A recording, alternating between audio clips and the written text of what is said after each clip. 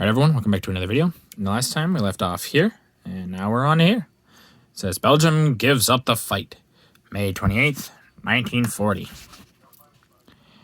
King Leopold orders ceasefire. The bitterest blow the Allied cause had yet suffered came on May 28th when the Belgian king ordered his troops to cease fire, leaving the Allied left wing undefended. His order,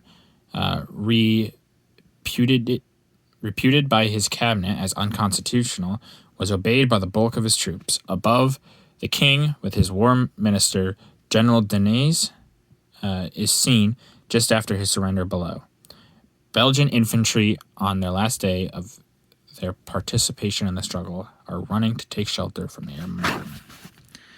So here we see that King Leopold, and he, after his surrender,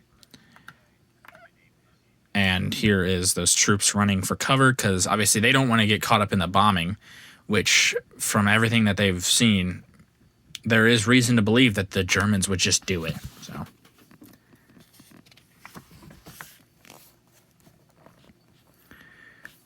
here's the next one. The Germans returned to Brussels, May 1940.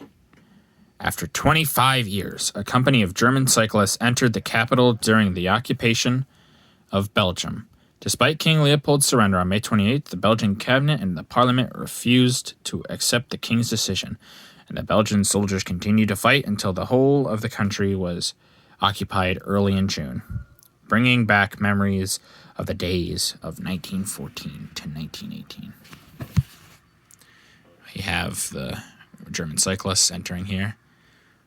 Yeah, Belgium probably was very upset with this, and I'm sure King Leopold did not want to surrender, but he thought for his people it was probably the best that he needed to do.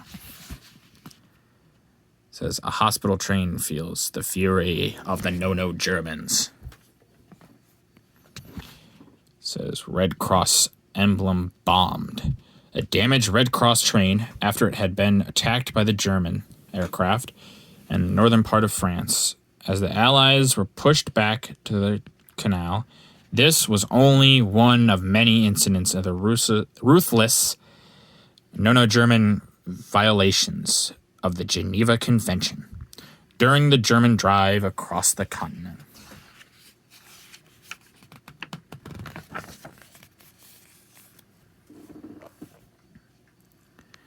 Residents in the no-no-German march through Europe, May 1940.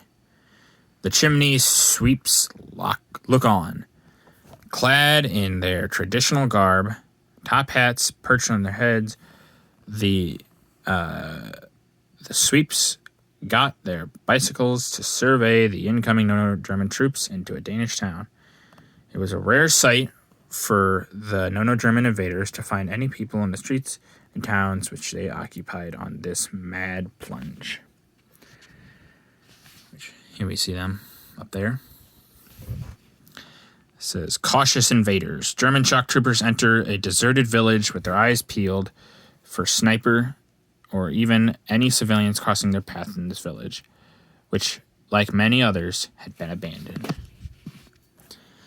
You can see they're watching. They don't want to be killed, which could be very awful. I mean, for them, it would be awful, so they're just doing their best to be safe.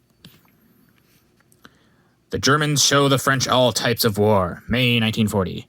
Artillery fire on both sides.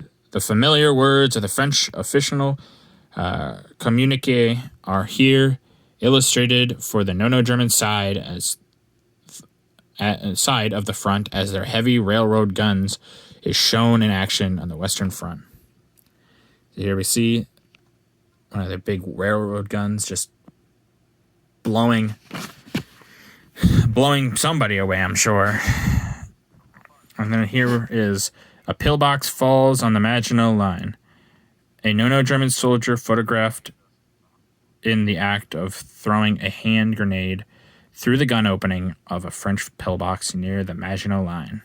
So here we see that German troop. He's throwing, then I believe they just say,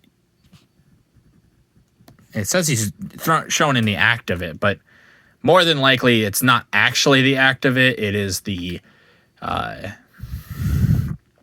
It's not actually the act of it. It is just a recreation for people to know what it was like. Well, I'll give you guys a little bit of preview, but that's going to be it for this video. If you guys liked the video, please leave a like. If you didn't, tell me what I can improve on, and I'll do my best to improve on that. And if you can, subscribe. It always helps out, and I really appreciate it. Thank you.